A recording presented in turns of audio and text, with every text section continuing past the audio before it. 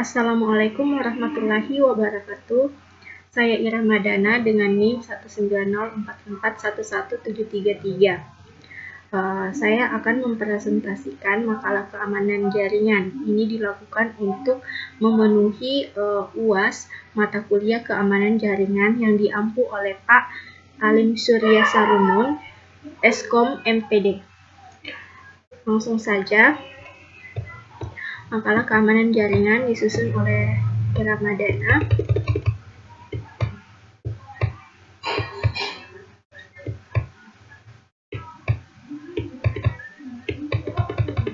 Yang pertama, bab 1, pendahuluan. Latar belakang. Keamanan jaringan merupakan hal sangat penting untuk diperhatikan, terutama di era teknologi sekarang ini. Banyak instansi atau organisasi yang tidak memperdulikan masalah keamanan. Tapi, ketika jaringan mendapat serangan dan terjadi kerusakan sistem, banyak biaya yang harus dikeluarkan untuk melakukan perbaikan sistem. Untuk itu, sudah selayaknya investasi di bidang keamanan jaringan lebih diperhatikan untuk mencegah kerusakan dari ancaman serangan yang saat ini semakin beragam. Terlebih lagi saat komputer server terhubung dengan internet, maka serangan pun akan semakin meningkat.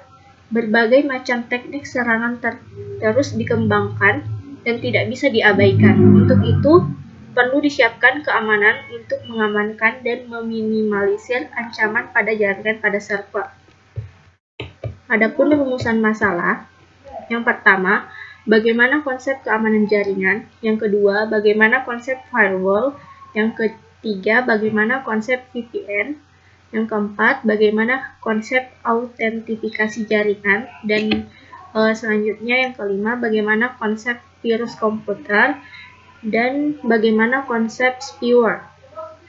Adapun tujuan dan manfaat, untuk mengetahui konsep keamanan jaringan, untuk mengetahui konsep firewall, untuk mengetahui konsep VPN, untuk mengetahui konsep autentifikasi jaringan, untuk mengetahui konsep virus komputer, untuk mengetahui konsep spyware.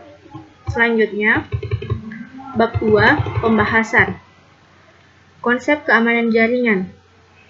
Dalam menjaga keamanan jaringan, diterapkan konsep atau hukum dasar yang biasa disebut dengan CER, yang merupakan kerahasiaan, integritas, dan ketersediaan.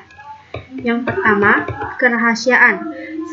Setara dengan privasi, kerahasiaan dirancang untuk mencegah informasi sensitif dan memastikan bahwa orang yang memiliki akses adalah orang yang tepat. Yang kedua, integritas.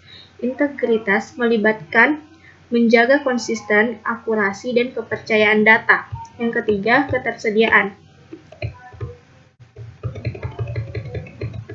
Ketersediaan adalah konsep terbaik yang dapat dipastikan dalam memelihara semua perangkat keras, melakukan perbaikan terhadap perangkat keras sesuai dengan kemungkinan saat diperlukan. Ada dua cara dalam melindungi aset organisasi dalam jaringan komputer, yaitu secara administratif atau fisik, yang kedua secara teknis dengan menerapkan firewall dan membentuk VPN. Selanjutnya, konsep firewall. Firewall adalah sistem atau sekelompok sistem yang menetapkan kebijakan kendali akses antara dua jaringan. Secara prinsip, firewall dapat dianggap sebagai sepasang mekanisme. Yang pertama, memblok lalu lintas. Kedua, mengizinkan lalu lintas jaringan. Firewall digunakan untuk melindungi jaringan dari serangan jaringan pihak luar. Firewall tidak dapat melindungi dari serangan yang tidak melalui firewall, serangan dari seseorang yang berada di luar jaringan, serta dari program-program aplikasi yang ditulis dengan buruk.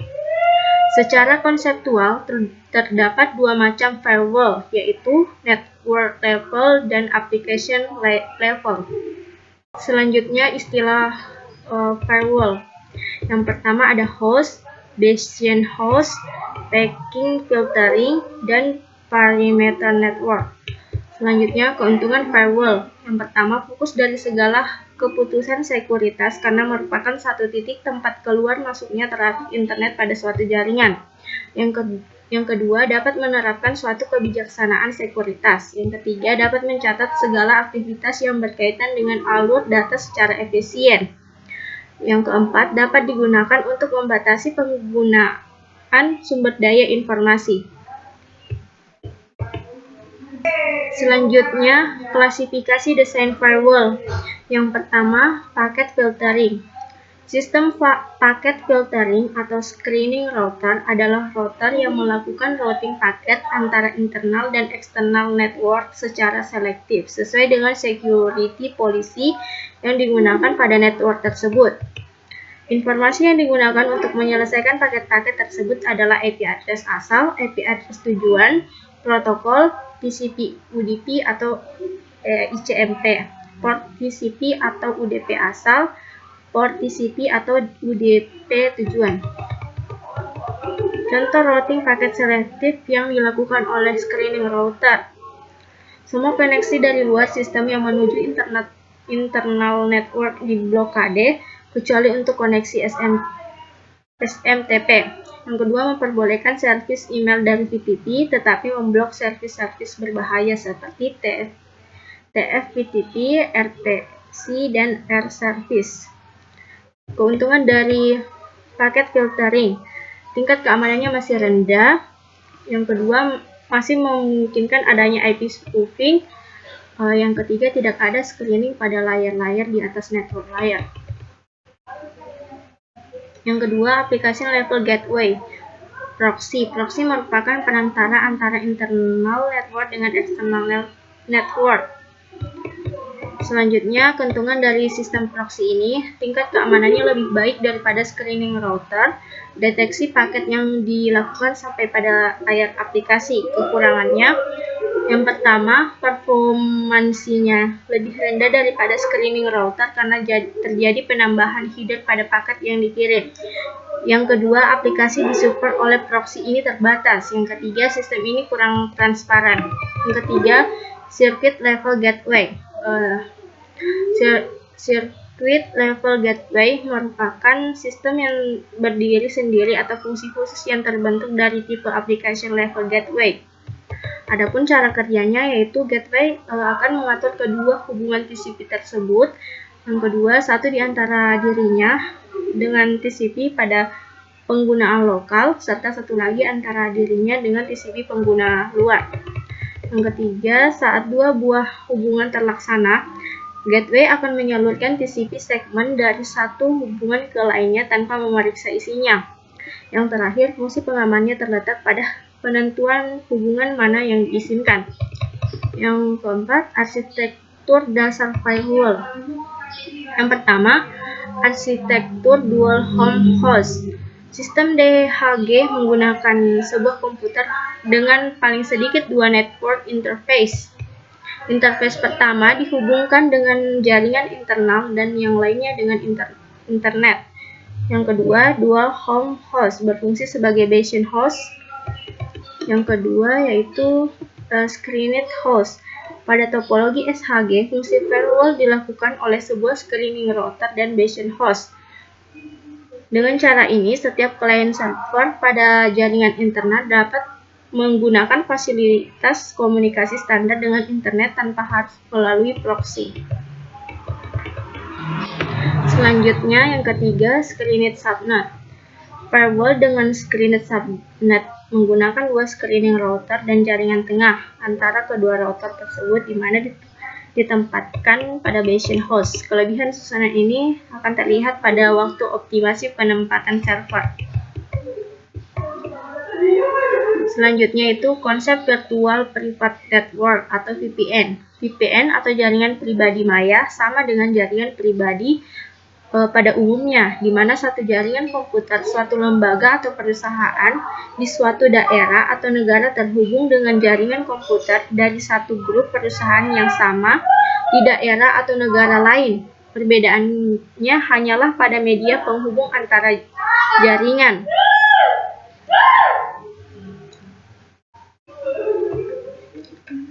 Cara membentuk VPN. Yang pertama, tunneling.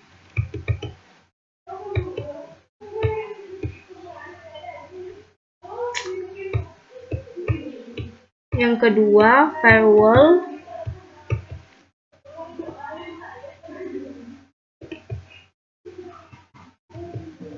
Cara membentuk VPN yang pertama, tunneling. VPN ini dibuat dengan suatu tunnel atau lorong di dalam jaringan publik untuk menghubungkan antara jaringan yang satu dan jaringan lain dari suatu grup atau perusahaan yang ingin membangun VPN tersebut. Ada beberapa metode tunneling yang umum dipakai, diantaranya IPX to IP tunneling, PPP to IP tunneling. Yang kedua itu cara membentuk VPN yang kedua itu IPX to IP tunneling. IPX to IP tunneling biasa digunakan dalam jaringan VPN novel network. Selanjutnya PP to IP tunneling sama halnya untuk PP to IP tunneling, di mana PPP protokol di-encapsulate oleh IP protokol. Selanjutnya yang kedua, firewall. Yang pertama ada IP hiding. Yang kedua, privilege limitation. Yang ketiga, outside limitation. Yang keempat, inside limitation. Yang kelima, password and encrypted authentication. Selanjutnya, konsep autentifikasi jaringan. Autentifikasi adalah suatu langkah untuk menentukan atau mengonfirmasi bahwa seseorang adalah autentik atau asli. Melakukan autentifikasi terhadap sebuah objek adalah melakukan konfirmasi terhadap kebenarannya. Sedangkan melakukan autentifikasi terhadap seseorang biasanya adalah untuk memverifikasi identitasnya. Pada suatu sistem komputer, autentifikasi biasanya terjadi pada saat login atau permintaan akses. Yang pertama, metode autentifikasi adalah something you know. Ini adalah metode autentifikasi yang paling umum. Cara ini mengandalkan kerahasiaan informal. Contohnya password dan PIN. Cara ini berasumsi bahwa tidak ada seorang pun yang mengetahui rahasia itu kecuali Anda seorang. Yang kedua, something you have. Cara ini biasanya merupakan faktor tambahan untuk membuat autentifikasi menjadi lebih aman. Yang ketiga, something you are. Cara ini mengandalkan keunikan bagian-bagian tubuh Anda yang tidak mungkin ada pada orang lain, seperti sidik jari, suara, dan sidik retina. Yang keempat, something you do. Melibatkan bahwa setiap user dalam melakukan sesuatu dengan cara yang berbeda. Selanjutnya, faktor autentifikasi ada dua,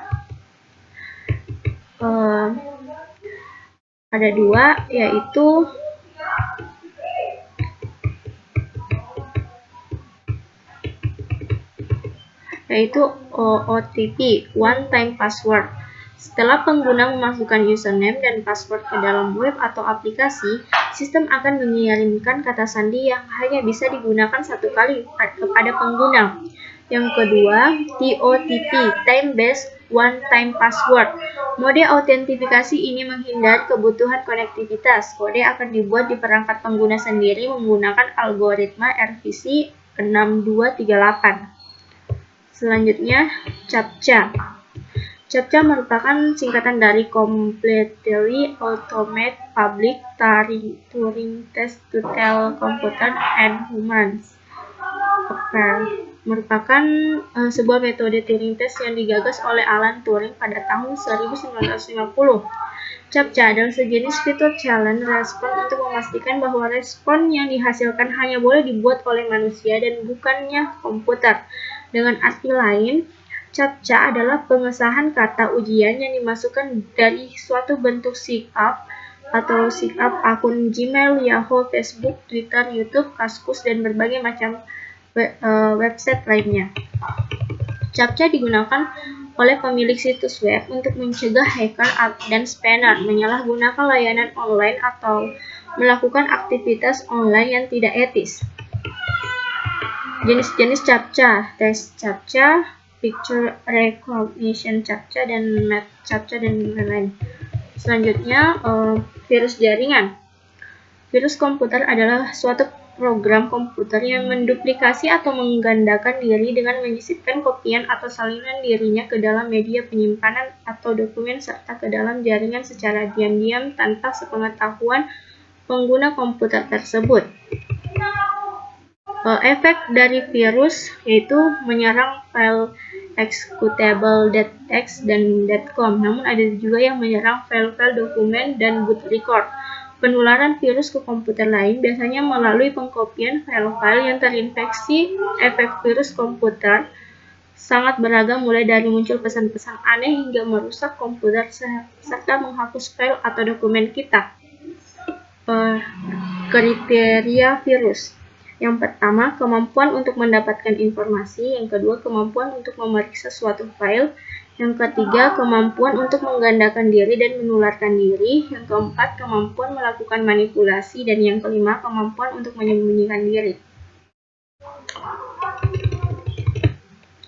Beberapa cara penyebaran virus. Yang pertama, disket. Media stroke, media yang bisa melakukan operasi read and write, sangat memungkinkan untuk ditumpangi virus yang dijadikan sebagai media penyebaran. Yang kedua, jaringan, LAN, WAN, dan sebagainya. Hubungan antara beberapa komputer secara langsung sangat memungkinkan suatu virus ikut berpindah saat terjadi pertukaran file program yang mengandung virus.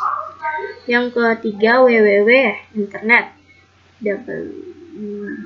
Sangat mungkin suatu situs sengaja ditanamkan suatu virus yang akan menginfeksi komputer-komputer yang mengaksesnya.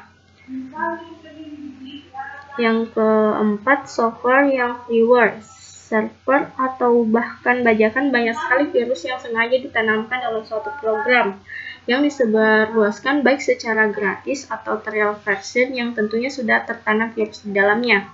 Yang terakhir, attachment pada email. Transferring file. Hampir semua jenis penyebaran virus akhir-akhir ini menggunakan email attachment. Dikarenakan semua pemakai jasa internet pastilah menggunakan email untuk berkomunikasi. Yang keempat, mencegah virus. Yang pertama, membuat orang paham terhadap resiko virus. Memberikan pemahaman kepada semua orang bahwa mereka selalu berisiko terserang virus ketika membuka email, membuka atau mendownload suatu file di sebuah situs yang kurang terpercaya, bertukar data melalui media penyimpanan data, maupun membuka suatu link dari sumber yang tidak jelas. Selanjutnya, menginstal dan update secara reguler program antivirus. Program antivirus dapat mendeteksi dan terkadang mampu menghapus suatu virus. Selanjutnya, selalu gunakan firewall. Sebuah firewall mampu mencegah akses ilegal ke dalam komputer atau jaringan komputer kita. Untuk ini juga bisa mencegah penyebaran virus secara cepat ke dalam jaringan.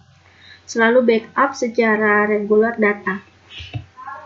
Tanda-tanda atau ciri-ciri komputer kita terkena infeksi virus, yaitu komputer berjalan lambat dari normal, sering keluar pesan error atau aneh-aneh, perubahan tampilan pada komputer, media penyimpanan seperti disket, flash disk, dan sebagainya, langsung mengcopy file aneh tanpa kita copy ketika kita hubungkan ke komputer. Komputer suka restart sendiri atau crash ketika sedang berjalan. Suka muncul pesan atau tulisan aneh, komputer hang atau berhenti merespon kita, hard disk tidak bisa diakses.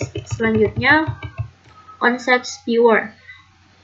Spyware adalah aplikasi yang membocorkan data informasi, kebiasaan, atau perilaku pengguna dalam menggunakan komputer ke pihak luar tanpa kita sadari.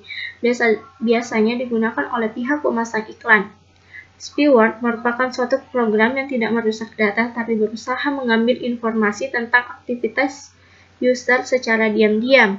Misal, informasi mengenai password, bank, account, dan lain-lain. Contoh, keylogger. Spyware atau mata-mata merupakan program yang diam-diam mengambil data dari pemakai internet, lalu mencatat kebiasaan orang itu dalam dunia internet. Contohnya, seorang membuat suatu situs dan mendapat sebuah peringatan dan melakukan apa yang dikehendaki oleh si pembuat web, sehingga si spyware dapat memata-matai orang yang berkunjung tersebut.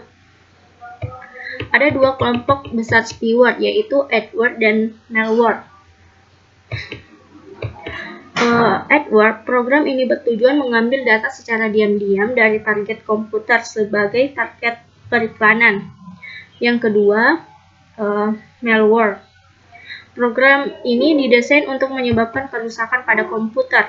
Yang termasuk di dalam malware ini adalah virus, program trojan, dan berbagai bentuk spyware pembajakan. Tipe spyware ini diciptakan untuk mengambil informasi seperti password email, password internet banking, nomor kartu kredit, dan nomor jaminan sosial untuk tujuan pembajakan. Cara penularan spyware, yang pertama download.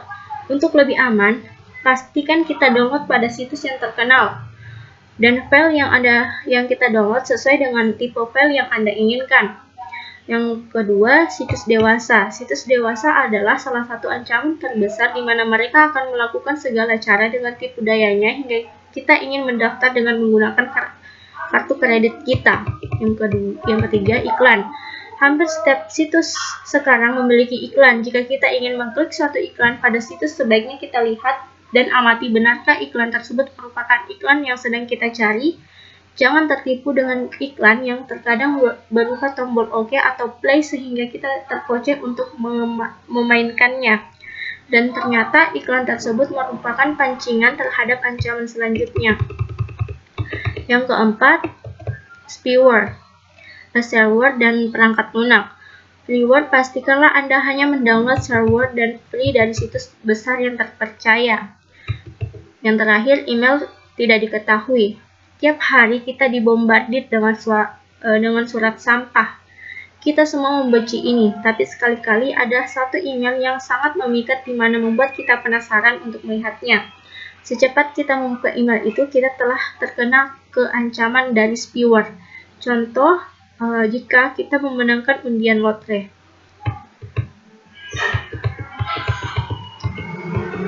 Selanjutnya, pengaruh resiko yang ditimbulkan oleh spyware. Kinerja komputer akan menjadi lambat meskipun spek komputer kita sudah serba lux dan canggih. Yang kedua, apabila kita terhubung ke internet, maka semua informasi yang kita ketik, khususnya di via web, akan mudah ditangkap. Yang ketiga, semua aktivitas yang terjadi pada browser akan terlacak dan termonitor. Selanjutnya, default homepage dan semua setting pada browser kita dapat dibajak.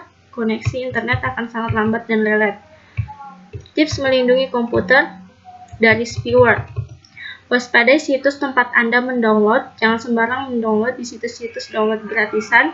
Yang kedua, teliti membaca pesan di pop-up window. Terkadang saat kita sedang mendownload, maka muncul pop-up window atau jendela di website seperti EULA. Biasanya, isi pop-up window tersebut adalah apakah Anda ingin menginstal program spyware kami. Tetapi kadang-kadang mengklik tombol atau link di pop-up tersebut akan mulai menginstal perangkat lunak berbahaya. Yang ketiga, tangkal dengan antivirus software.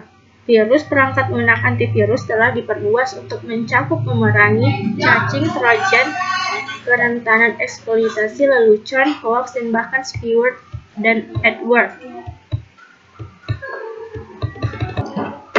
Bab 3, penutup.